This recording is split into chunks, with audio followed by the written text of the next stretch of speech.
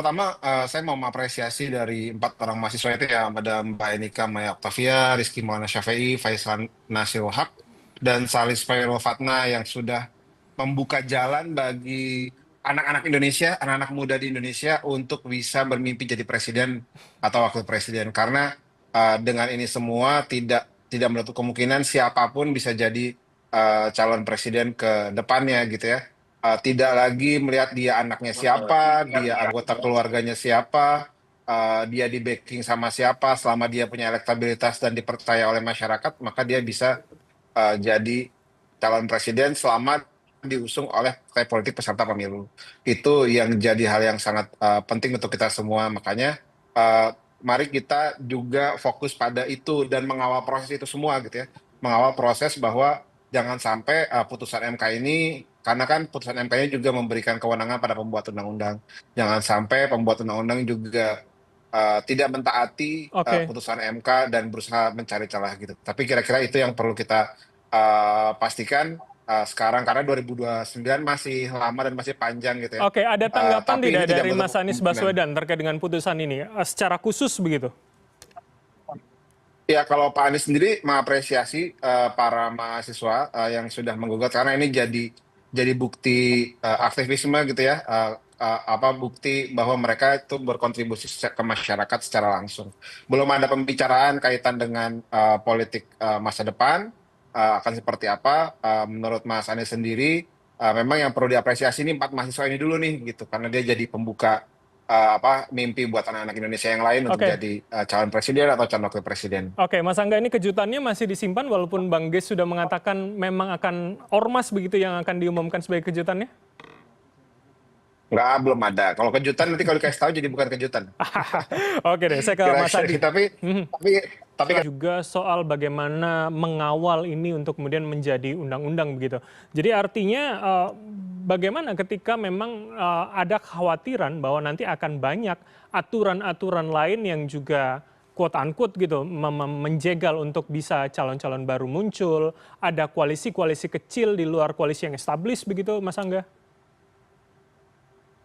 ya, yang saya ingat juga dari putusan MK itu adalah MK mendorong adanya pelibatan masyarakat sipil secara serius gitu ya, dalam proses penyusunan undang-undang revisi undang-undang pemilu dan lain-lainnya gitu. Jadi menurut saya itu juga yang harus kita pastikan sama-sama. Saya sepakat bahwa nggak mungkin juga apa namanya akan ada pilihan capres yang 20 kian 30 banyak gitu, apa namanya itu juga cukup membebani masyarakat, tapi paling tidak apa namanya dengan terbukanya opsi-opsi tadi, kita akan menemukan orang-orang yang bisa jadi alternatif gitu. Apakah itu akan menang atau tidak, setidaknya masyarakat punya pilihan lain yang tidak dipersulit oleh siapapun gitu ya. Oke. Masyarakat tentunya selama dapat kepercayaan dari partai politik peserta pemilu, siapapun itu kan bisa jadi apa namanya calon presiden, Mas dan Angga. Oke. menurut saya itu yang hal yang sangat penting. Oke, itu kan ketika memang Ya. sudah ada di surat suara dan dipilih oleh masyarakat, tapi kan kandidasinya itu Hmm. menjadi hal lain, artinya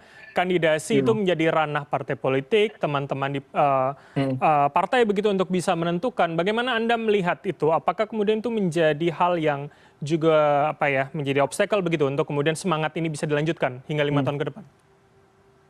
Saya rasa justru ketika ini munculnya sekarang ini jadi poin yang tepat, di mana kita masih punya waktu panjang 5 tahun untuk setiap orang yang punya keinginan jadi presiden itu membuat apa ya, berbuat baik dan tanda kutip ke masyarakat, membangun reputasinya, membangun elektabilitasnya.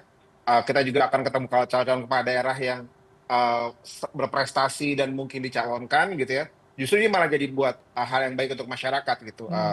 Kita proses kandidasinya itu akan dilewati dengan proses yang benar, di mana mereka berkontribusi, di mana mereka membangun elektabilitasnya.